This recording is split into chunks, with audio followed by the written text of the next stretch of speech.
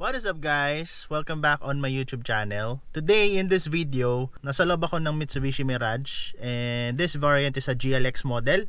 So tagal kong inintay itong variant na to eh. Papakita ko sa inyo interior, exterior, silipin natin yung engine, so on so forth, features. Yan. So tara, check natin. Naayos ko lang yung mic ko, no?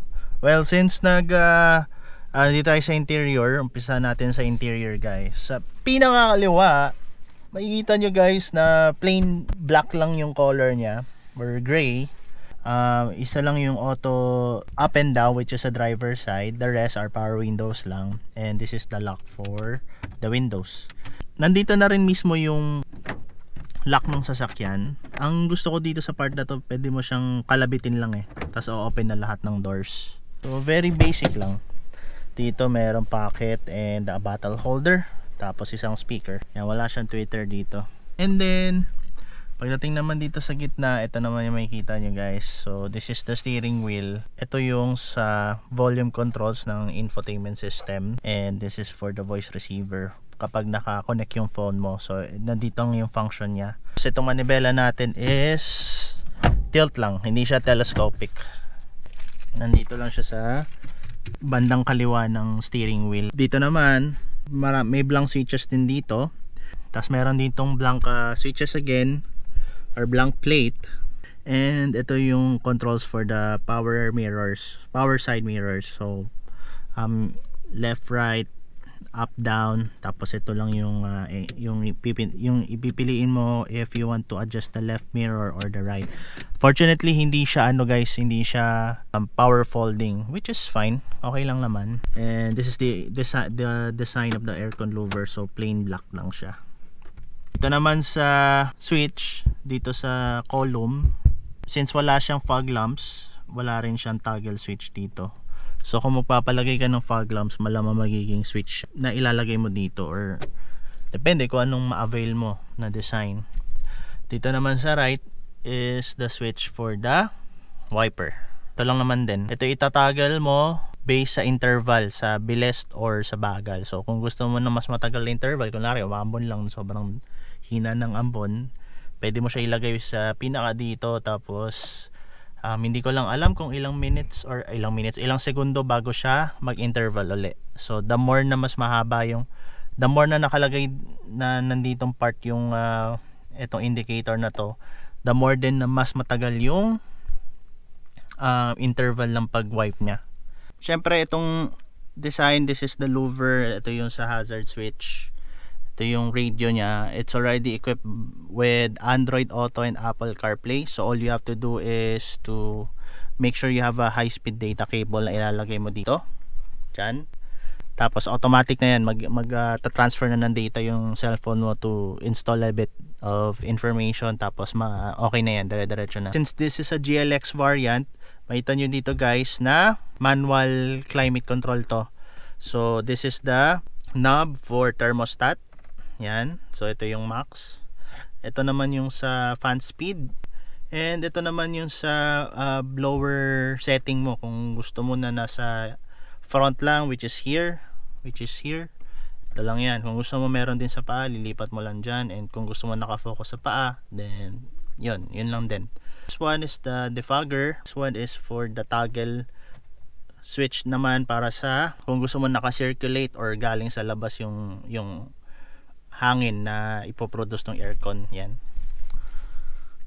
Pagdating naman dito sa pinakagilid guys, merong pocket dito. And then this is the glove box compartment. Malaki siya guys eh, marami kang pwede ilagay. Hindi siya dahan-dahan bumubukas. Yan. Dito naman sa pinakagitna guys, nandito yung power socket, 12 volts. Ito naman merong another pocket dito. This is for the gaya na sabi ko kanina, this is directly to the head unit. Cup holder, and this is for the shift knob. So you can see, ito yung kulay ng kanyang trim. So ano ba to? Silver accent. Ayan. Park, reverse, neutral, drive, and brake. So low gear. Ayan, sa ibang system. Handbrake natin and another cup holder. Yan. Ito naman yung ating rear view mirror. And this is the light inside the car. So nandito siya sa front. Microphone para dito.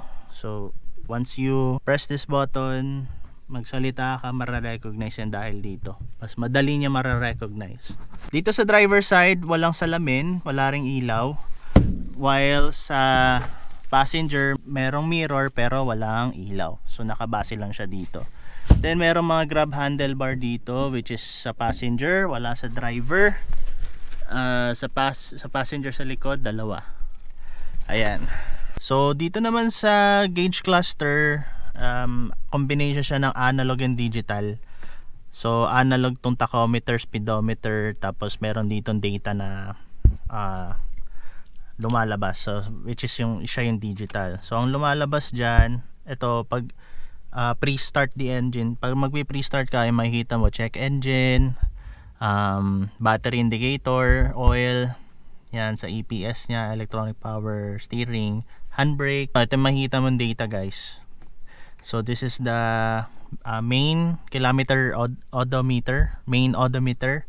Tapos may trip A, trip B, fuel remaining according to kilometers, average fuel consumption, which is nakaset siya ngayon sa liters per 100 kilometer. Ito naman yung seating position ko, driving position. Ito yung aking leg space natin. Okay naman. By the way, I'm 5'4" for your reference. Ito naman yung aking head space from the ceiling. Yan. Okay. Pagdating naman sa design ng upuan guys, ito yung kanyang design ng fabric. Okay naman, hindi naman kailangan since it's an entry level sedan, presentable. Yan. Ay naman. So yung upuan natin is ito yung height adjuster. Ito naman yung sa incline, and ito naman yung sa forward and backward. Yan. Forward and backward. Ito naman dito na mismo yung jack nakalagay. Ito naman yung toggle para sa trunk and sa fuel cover. Punta naman tayo sa likod guys.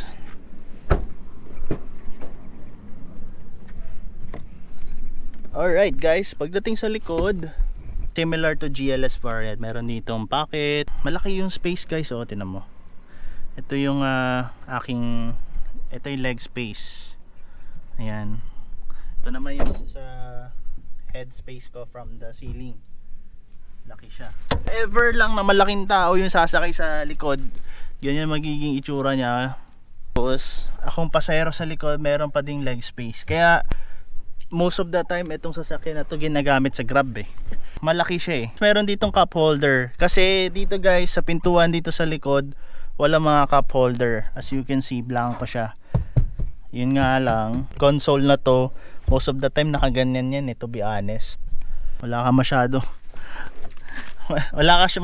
lalo na kung lagi kayong puno, di mo siya nakaganyan, so wala ring size dito mo. Ito talaga yung aasahan mo. Ayan. Anyway, merong anchors dito, dalawa para sa car seat, and ito yung third party brake light.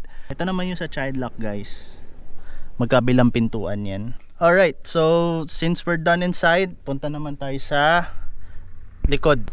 Alright guys, so ito binuksan ko na yung pinakalikod, and syempre ang pinaka nagustuhan ko dito, malapad yung kanyang trunk space. Marami kang pwede ilagay. Share ko na to sa previous video na ginawa ko about Mirage.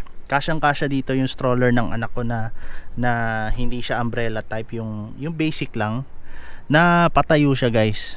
Pag ganun, padiretso, hindi yung pagantong sideways. Ilalim guys, nandito yung extra tire, which is a donut tire reserve, and mismong wrench. Ito naman yung ilaw ng kanyang trunk. Wala masyadong makikita dito guys, at the most important part is malaki yung kanyang trunk space.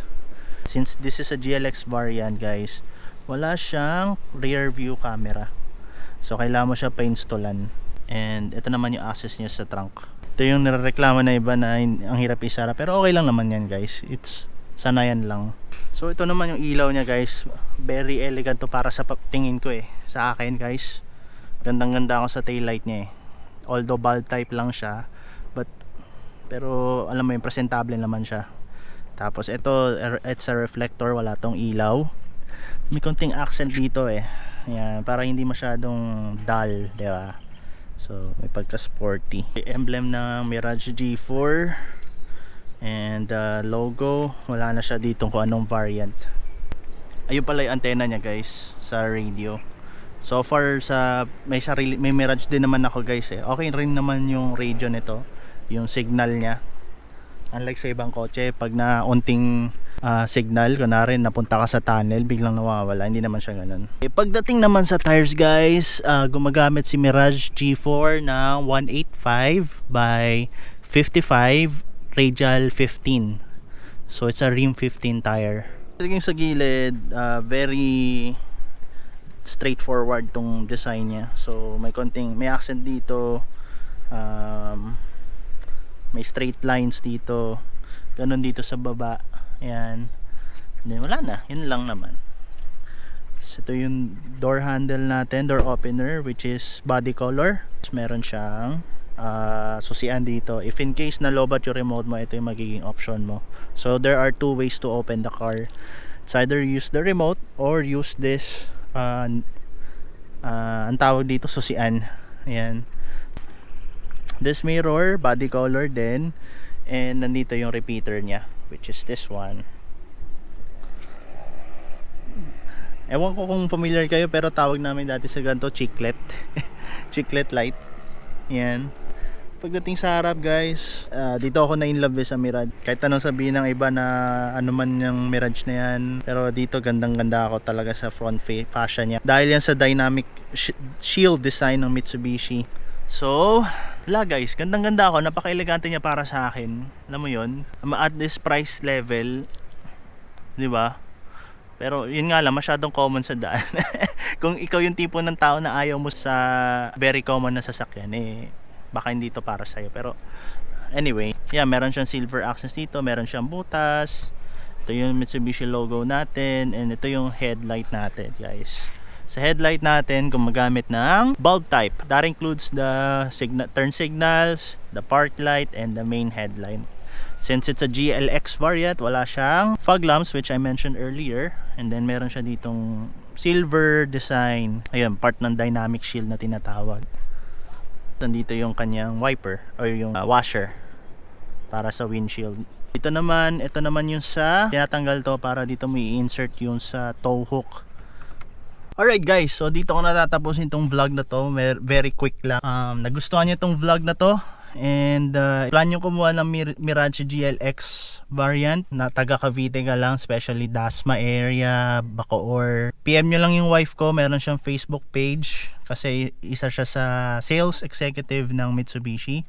Probably mabigyan niya kayo magandang offer, lalo na ngayon na ang Mirage G4 ay naka 0 down, 2 months free amortization pa guys. So I mean, imagine kukuha kang kotse, babayaran mo pa siya after 2 months and wala pang down payment. But it's a subject for bank approval, sa ibang topic na yun guys. Ayun, so anong verdict ko dito? Anong conclusion ko? Well, dito para sa lahat, pero maganda tong as entry level car.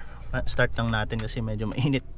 Yan, maganda to para sa mga nagsusimula pa lang, lalo mga young professional natin, di ba? Especially napakatipid nito. Ito yung isa sa dahilan ko bakit ako kumuha ng Mirage guys. Hindi dahil sa pang-business ko, actually gamit ko siya as personal.